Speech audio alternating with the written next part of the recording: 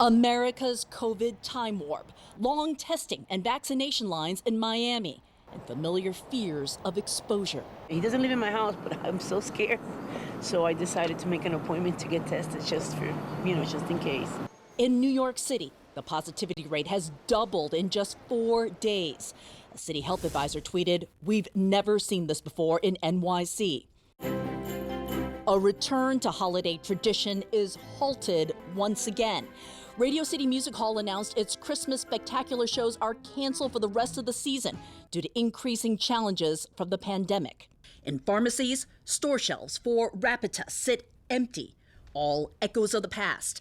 People here waiting more than an hour to be tested as Omicron reveals its rapid spread. And this is after coming yesterday twice and then not being able to get tested here. This is a whole new animal, and we got to be honest about the fact that it's moving very fast, and we have to move faster. The past is prologue as New York's mayor redoubles restrictions and considers scaling back the Times Square New Year's Eve celebration. A visible return of sports restrictions. Hockey in Montreal played to empty stands. The NHL shut down 2 teams because of COVID spread, and the NFL postponed 3 games this weekend. Overall, deaths are increasing nearly half of U.S. states, up sharply in 7. That's an increase of 8% from just last week.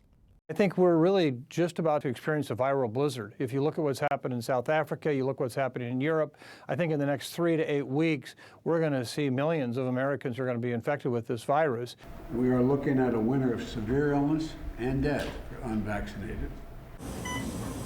As with previous surges, the unvaccinated are filling hospitals. As weary doctors warn, they are exhausted and losing staff. The reality is you can't just create humans in order to provide that care. And, staffing is a challenge everywhere. What makes this winter different, while Omicron may be highly transmissible, vaccinations, especially boosters, can protect you from serious illness.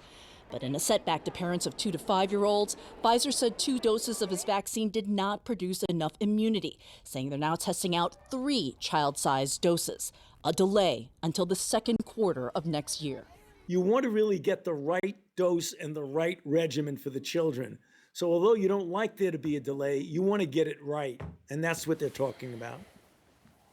And King Law joins us now. There's obviously been, a lot of frustration with school quarantines, moving to virtual classes. What options are the CDC looking at to keep kids in school?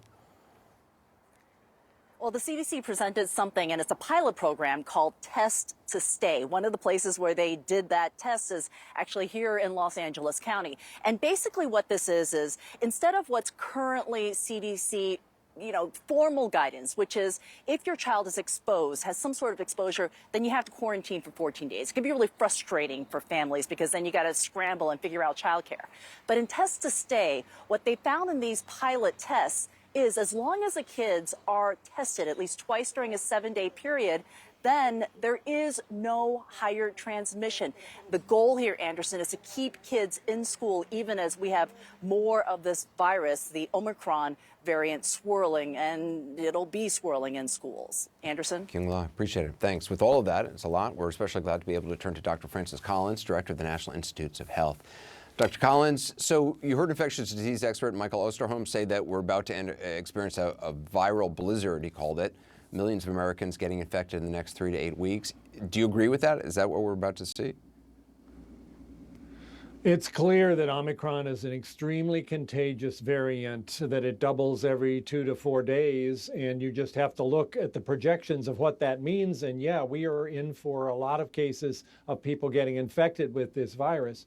What we would like to see, though, is as many people as possible protecting themselves with vaccines and especially with boosters in order to limit the consequences.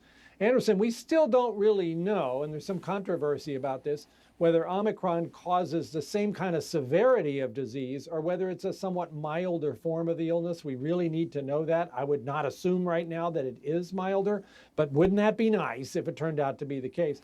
The problem, of course, is that if this is so infectious, and we might see hundreds of thousands of cases every day, maybe even 1 million cases in a day from Omicron, that even if it's a little less severe, you're going to have a lot of people in the hospital. And our hospitals are already really stretched with Delta, especially in the northern part of the country. So, I mean, there is this new study from the UK tonight, which finds no evidence that Omicron causes less severe disease than Delta. Do you believe that study? Have you seen any evidence to refute it? Because, what so many people have been saying up to this point, obviously, is, it's not as severe with limited data. Anderson, it's interesting. You and I are talking about a paper that was posted about an hour and a half ago. It's not been peer reviewed. And I read it carefully. And they basically say they don't have enough data to say whether it's more severe as far as hospitalizations or not. They can't say that it's milder, but they can't say it's not milder. So I'm not sure it changes the dynamic. We just need better data there to figure that part out. So, excuse me, the CDC is urging everyone eligible to get a booster. Dr. Fauci said the definition of fully vaccinated is on the table, open to discussion. He's also repeatedly said the question of redefining who's fully vaccinated is a matter of semantics. Is it? I think it is. There are two different ways in which those two words are being used. One is, have you fulfilled the mandate for your employer?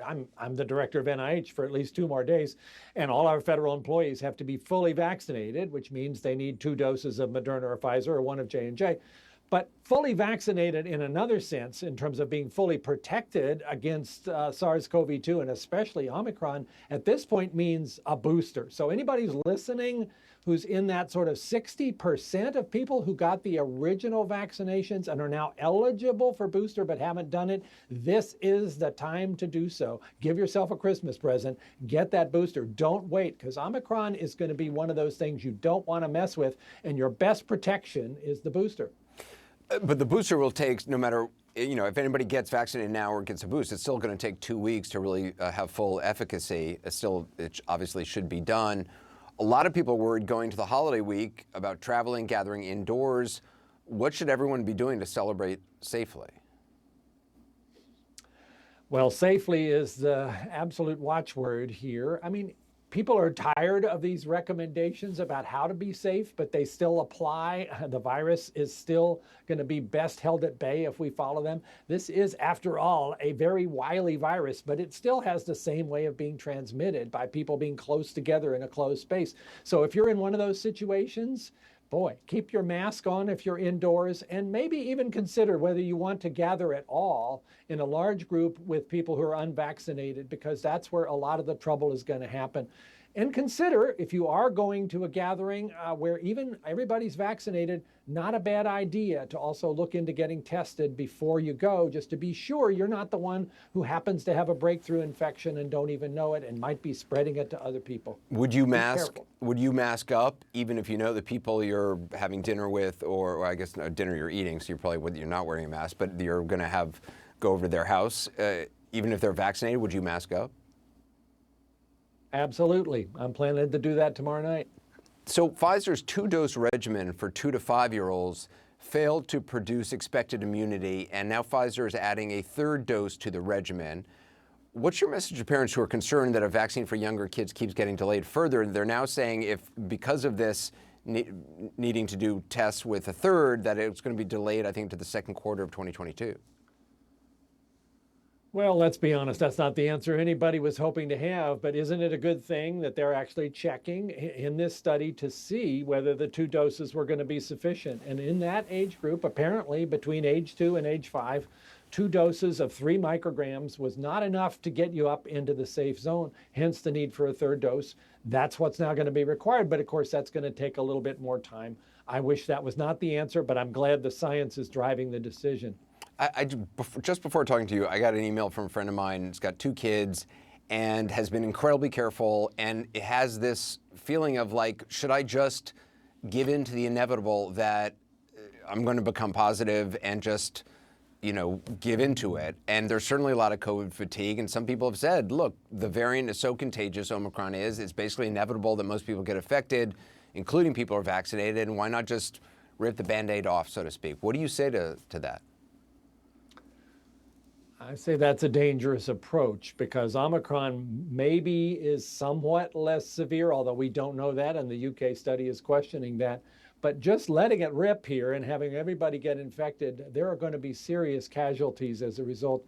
I mean, Anderson, we've lost 800,000 Americans to this disease.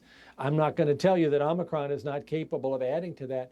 So we just have to double down on all of those mitigation steps, even though we're all tired of them. I often think, what was it like? I was not alive in 1943. What was it like in 1943 when World War II was going on and people were having to make all these sacrifices? Were they tempted to just say, oh, the heck with it? No, they stuck with it because they believed in the importance of the mission. We have to believe in the importance also because it is about saving lives. But it's up to all of us. It's not going to work if half the country decides, oh, the heck with it, and then Omicron really goes crazy. And especially for those people around us who are vulnerable, who can't develop immunity because they have cancer or they have an organ transplant. It's up to all of us to protect them by doing all of these things. Get the vaccine, get the booster, and practice the mitigation strategies, including masks.